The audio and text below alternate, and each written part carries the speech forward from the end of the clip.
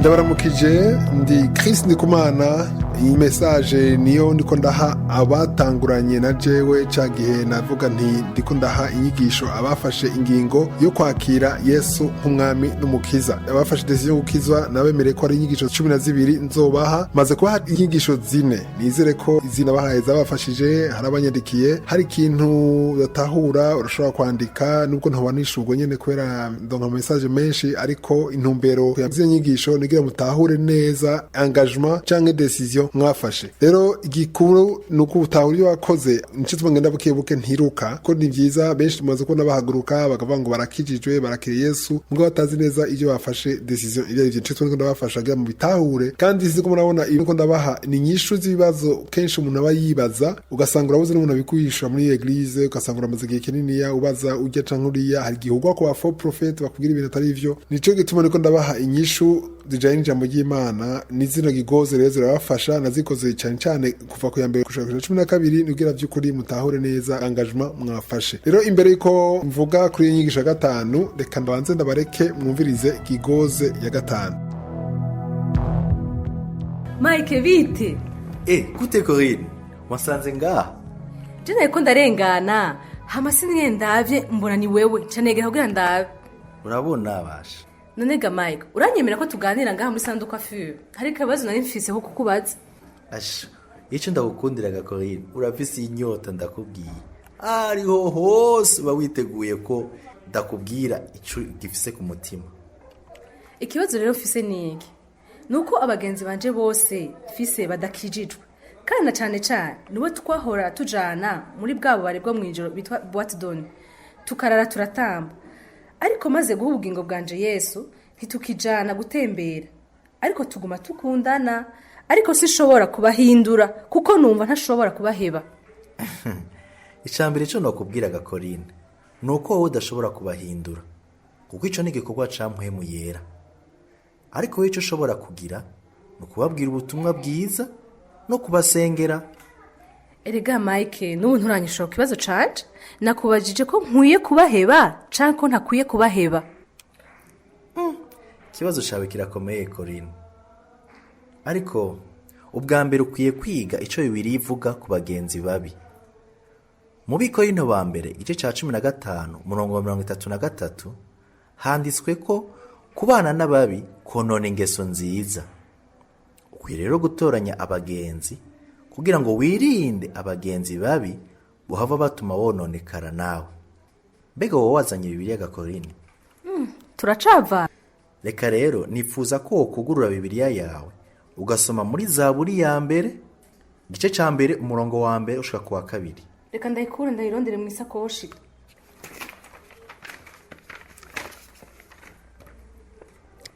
Haravuga ngo hahigwa umuntu atagendera mu nama z'ababi, adahagarara mu nzira y'abanyavyaha, aticarana n'abacokoranye, ariko bimuhimbara biri mu vyagezwe vy'Uhoraho, kandi vyagezwe vyiwe nivyo ashira ku mutima ku murango no mwijoro. Nkuko rero ubibona, ikibi ni guhagarara mu nzira y'abanyavyaha, ukicarana n'abacokoranyi, kandi ukagendera mu nama zabo.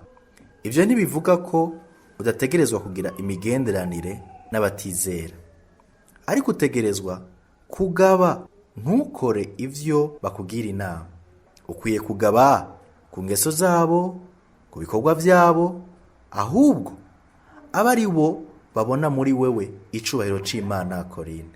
Ariko mu gihe ubona ko ubugenzi bwabo bugushira kure y'ijambo ry'Imana canke bukagutuma ukora ibidahimbara Imana, aho rero ukwiye guca uvavanura n'imigenderanire yabo. Kuko Bibiliya ivuga muri Matayo igice ca 5 umurongo wa 29 ko n'ijisho ryawe ry'iburyo ryagutsitaza urinogore uritekure ngo wofu mubura urugingo rwawe rw'umubiri wawe, hako umubiri wawe wose wotabwa muri Gehinomu. Mike, ndazi umuhungu umwe w'imyaka 17 aheruka gukizwa vuba, ariko arafise ingorane ihambaye ivuye kuri se wiwe, kuko aranka cane gose ubutumwa bwiza. Ntashaka kubona uwo muhungu wiwe afise Bibiliya, ntagomba kumwumva ariko arasenga. Kuri we ni nkuko yoba yabuze umwana, kuko uyo muhungu amubona nk'uko yoba yarapfuye. Ivyo yabimbwiye ejo bundi kandi vyaboneka ko yihebuye kandi sinzi uko nomufasha. None ga Mike, nzomubwire gute? Ndumva ko uwo muhungu ariko aca mu bihe bitoroshe. Uramubwira Korine ko Yesu yavuze muri Matayo igice c'10 murongo 34 gushika 36 ko ataje kuzana amahoro mu isi ariko yazanye inkota. Kandi yongeye yavuga Yesu wenyene ubwiwe ngo abansi b'umuntu bazoba aho mu nzu yiwe. Ushobora kandi kumuremesha mu kumwereka amajambo yo muri Petero wa mbere igice ca 2 umurongo wa 19 amubwira ko ikinezereza Imana ari uko umuntu ahanuwe n'ijwi ryo mu mutima yo kwihanganira imibabaro ahogwa ubusa. Cane cane umubarire ko yo kwihangana kandi agasengera se Korine, kuko ikiruta ivyo nta mwanke ariko arengere ikibi agitsindisha iciza. Mike, tukiri kuri uwo muhungu nyene ciye nibuka ikintu kimwe. Ndafise umuhungu dukundana kandi ndamukunda cane. Mugabo hari abakizwa bamwe bandemereye bamumbuza ngo ndamuhebe. Kubera iki no muheba? Naye nica. Urabona ko usanze muri salon de coiffure. Ico ni kibazo kandi ni kibazo kinini. Wonyemerera tukazokiganira muri Gigoze ya 6 kuko urabona ubu unye bariko barama. Sivyo ga Korine? Ego Mike, ahubwo ndagushimiye cyane uko ushobora kunyemerera aho ndagusanze hose ukanyishura ku bibazo.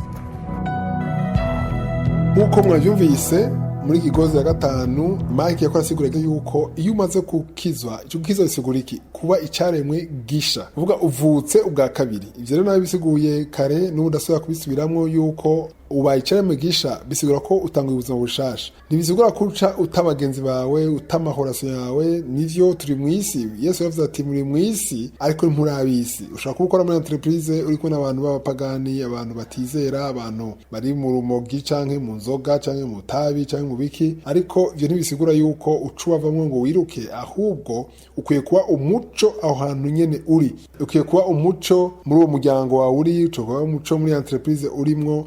Nuva yuko inyifato yawe irahinduka, imvugo yawe irahinduka, wowe usigara urondera ibijanye n'ubwami bw'Imana, usigara urondera ibintu bihimbara Imana.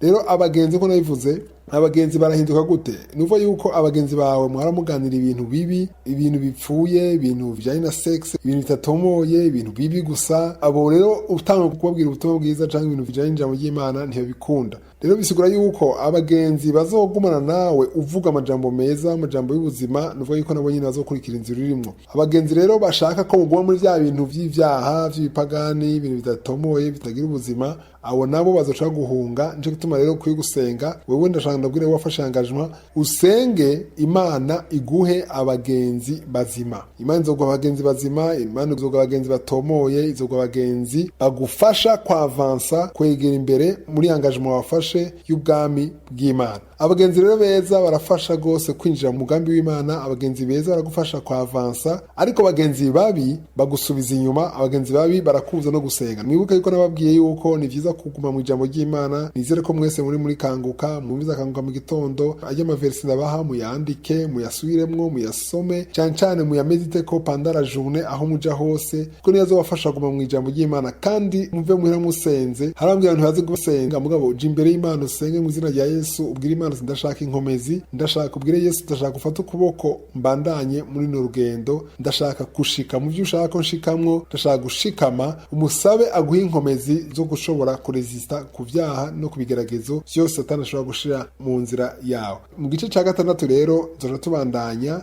ndabereka umunsi kibazo Korine yabajije ivyerekeye umukope wiwe cyangwa amahorasyon. Ni vyiza ko tubimenya, nubwo ukuze wewe ushobora kuzi kuragira abana, ni vyiza kumenya ingene barera bijanye n'ijambo ry'Imana. Tuzosubira rero mu gice ca 6.